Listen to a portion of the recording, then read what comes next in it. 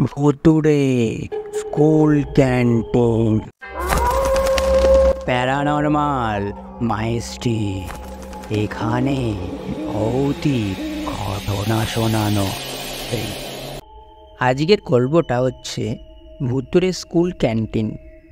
মানে স্কুলের মধ্যে যে ক্যান্টিন আছে সেই ক্যান্টিনটাই রহস্য কিছু আছে। আজকের ওই ঘটনাটাকেই গল্পের মাধ্যমে তোমাদের শোনাবো। চলো শুরু করা যাক।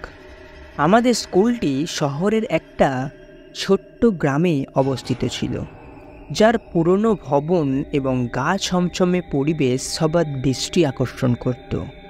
এই স্কুলটি প্রায় 50 বছরের পুরনো এবং এর ক্যান্টিন ছিল সবচেয়ে পুরনো অংশগুলির মধ্যে একটি। আমরা বন্ধুরা প্রায়ই ক্যান্টিনের আশেপাশে খেলা করতাম, কারণ এখানে আশ্চর্যজনকভাবে এক ধরনের রহস্যময়তা ছিল যা আমাদের খুব আকর্ষণ করত। তবে স্থানীয় বাসিন্দারা ও শিক্ষকেরা সবসময় বলতেন, সন্ধ্যার পর ক্যান্টিনের দিকে যেও না। আমরা স্কুলের ছাত্ররা ভৌতিক গল্পে খুব একটা বিশ্বাস করতাম না।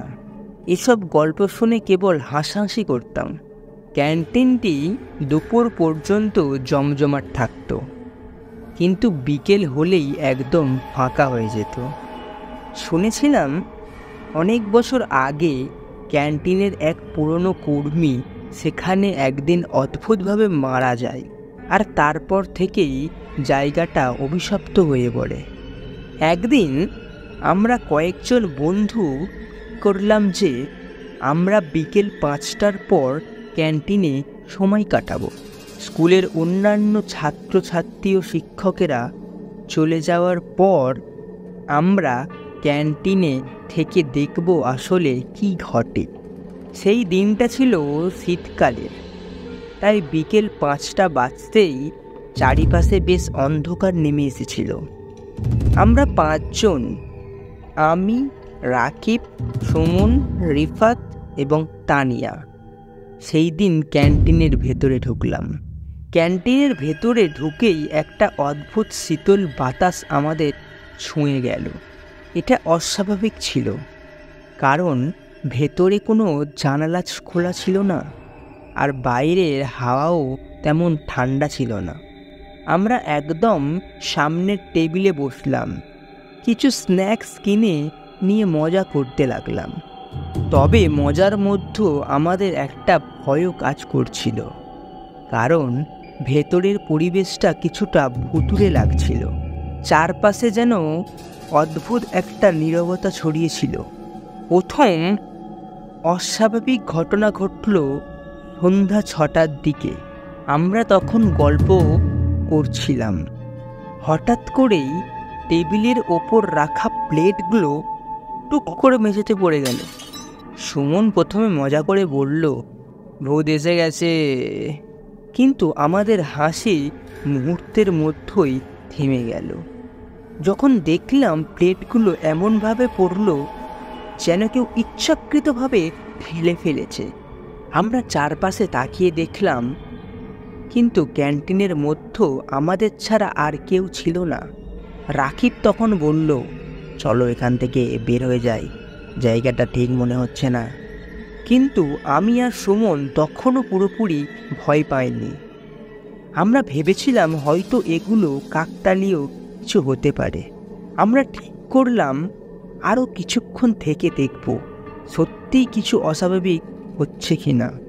কিছুক্ষণের মধ্যেই আরও এক ঘটনা ঘটে গেল। ক্যান্টিনের ভেতরে একটা পুরনো ঘড়ি ছিল, যা আমরা কখনো সচল অবস্থায় দেখিনি। হঠাৎ সেই ঘড়িটা বিকট শব্দে বেজে উঠল। ঘন্টার কাঁটা 6টা বেজে যাওয়ার কথা জানাচ্ছে, কিন্তু এই ঘড়িটা তো বহুদিন আগেই বন্ধ হয়ে গিয়েছিল। আমাদের হৃৎপিণ্ড তখন দ্রুত লাফাতে লাগলো। আমরা বুঝতে পারছিলাম কিছু একটা ঠিক নেই। রাকিব প্রায় চিৎকার করে বলল, এখানে কিছু একটা ভয়ঙ্কর হচ্ছে, আমরা বের হই। আমরা তখন দরজার দিকে হাঁটা শুরু করেছিলাম, কিন্তু দরজাটা হঠাৎ করে নিজে নিজেই বন্ধ হয়ে গেল।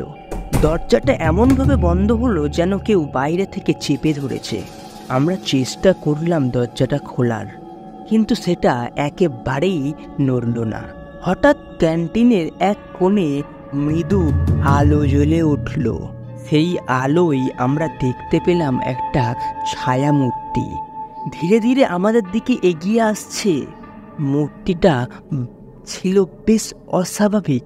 তাকে এক ঝলক দেখে মনে হচ্ছিল এক বৃদ্ধ মানুষ, কিন্তু তার মুখের অভিব্যক্তি এতটাই বিকৃত ছিল যে আমরা এক মুহূর্তের জন্য স্তব্ধ হয়ে গেলাম। আমার গলা শুকিয়ে আসছিল, আর বন্ধুরা তখন চিৎকার করে উঠল। মূর্তিটা আরও কাছে আসতে লাগলো, আর আমরা পিছনে সরতে লাগলাম। তবে পিছনে ছিল দেওয়াল, পালানোর কোনো পথ ছিল না।